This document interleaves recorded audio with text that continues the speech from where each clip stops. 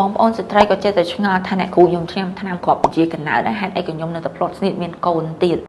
សហការថ្ងៃនេះខ្ញុំចង់ឆ្លើយឲ្យអស់ចម្ងល់ទៅបងប្អូនណា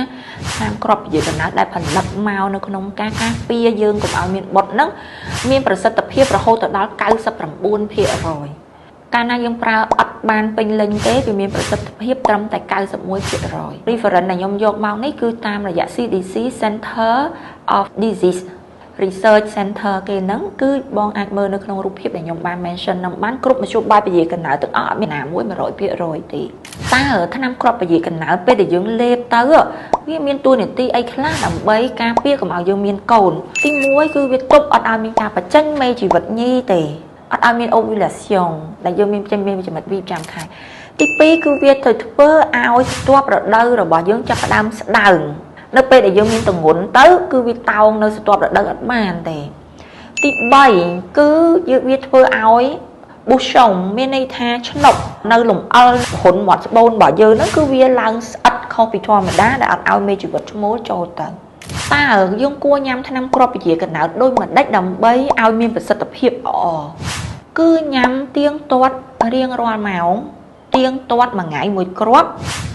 បើ start ពេលព្រឹកគឺពេលព្រឹកអ្នកត្រឡប់ប្រើយប់គឺប្រើយប់អញ្ចឹងអត់ឲ្យភ្លេចទេកាលណាយើងភ្លេចយើងអីនឹងហើយវាធ្លាក់មកនៅត្រឹមតែ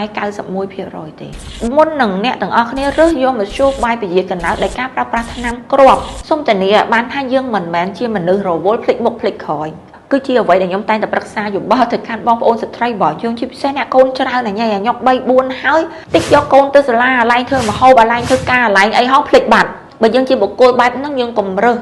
យកមកជួបបាយហ្នឹង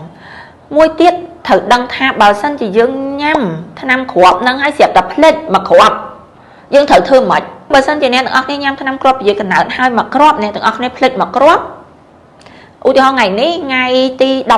16អ្នកទាំងអស់គ្នាភ្លេចញ៉ាំថ្ងៃទី16ស្អែកឡើងថ្ងៃទី17ញ៉ាំ2គ្រាប់តែបើកាលណាធ្វើបែបហ្នឹងញឹកពេកធ្វើឲ្យអ្នកទាំងអស់គ្នាមានរដូវអត់ទៀងទេនឹងមានបញ្ហាប្រឈមទៅលើមហារីកស្រទាប់រដូវទៅថ្ងៃអនាគតចឹង research គេធ្វើហើយចុះឧទាហរណ៍បើសិនជាអ្នកទាំងអស់គ្នាភ្លេចដល់តែ2ថ្ងៃត្រូវញ៉ាំដុប3គ្រាប់មែនអត់ទេប្រឡេះ2គ្រាប់នឹងចោលហើយដល់ថ្ងៃដែលត្រូវនឹកឃើញនឹងញ៉ាំបន្តឲ្យបញ្ចប់តែសួរទៅក្នុងកំឡុងពេលហ្នឹងការពារបានដែរឬអត់ទាន់បានទេវាការពារ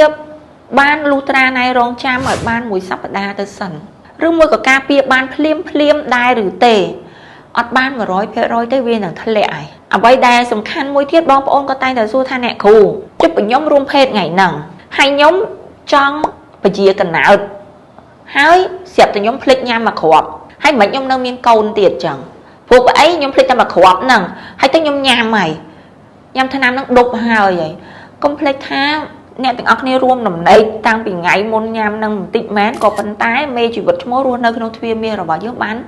72ម៉ោងមានរស់នៅបាន3ថ្ងៃសម្រាប់ថ្នាំគ្រាប់ដែលអ្នកទាំងអស់គ្នាប្រើគេហៅថាថ្នាំពជាកណ្ដាលកំបិតតាន់72ម៉ោងត្រូវញ៉ាំទៅម៉េចបានមុន72ម៉ោងហើយត្រូវ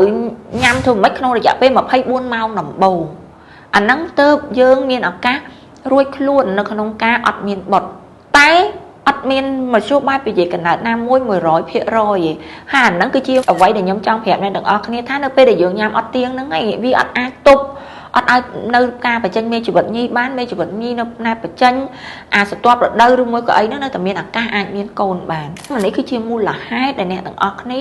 នៅតែមានកូននៅពេលដែលប្រើប្រាស់ថ្នាំគ្រាប់ពជាកណ្ដាលក្នុងចំណោមនោះ100មានម្នាក់ទោះបីជាប្រើទៀងទាត់មិនក៏ដោយក៏នៅតែមានដែរអត់មានអី 100% នៅក្នុងផ្នែកវិទ្យាសាស្ត្រទេចាអញ្ចឹងខ្ញុំសង្ឃឹមថាវីដេអូមួយនេះជួយបកស្រាយចម្ងល់របស់បងប្អូនថាទោះបីអ្នកទាំងអស់គ្នាញ៉ាំថ្នាំគ្រាប់ពជាកណ្ដាលទៀងទាត់មិនក៏ដោយនៅមានឱកាស100នាក់មានម្នាក់អាចមានកូនបើសិនជាញ៉ាំមិនទៀងអាចធ្លាក់មកនៅត្រឹម100នាក់មាន9នាក់អាចមានកូនហើយអញ្ចឹងត្រូវតែប្រយ័ត្នបើសិនជាយើងគឺជាអ្នកដែលអាសាភ្លេចភ្លាំងឬមួយក៏អីសុំកុំប្រើប្រាស់យកមធ្យោបាយនឹងអីលើកទឹកចិត្តបងប្អូនទាំងអស់គ្នាប្រឹក្សាយោបល់ជាមួយនឹងវិជ្ជបណ្ឌិតសិនមុននឹងរើសយកមធ្យោបាយវិជ្ជាកណ្ដាលណាមួយសម្រាប់សមស្របខ្លួនយើងព្រោះថ្នាំគ្រាប់ពជាកណ្ដាលនេះបើសិនជាយើងមានបញ្ហាដុំដោះឬមួយក៏យើងមានបញ្ហាដុំស្បូនឬមួយក៏យើងមានបញ្ហាទៅលើរឿងធ្លាប់មានប្រវត្តិ ទៅលើមានបញ្ហាផ្លូវចិត្តឬក៏មានជំងឺលើសឈាមឬស្ទះសរសៃឈាមអីក៏យើងអត់ recommend ឲ្យអ្នកទាំងអស់គ្នាប្រើដែរអញ្ចឹងវាមានទៅតាមប្រភេទស្ត្រីរបស់យើងនិងកម្រិតអរម៉ូនចាអញ្ចឹងសូមអរគុណសហការផល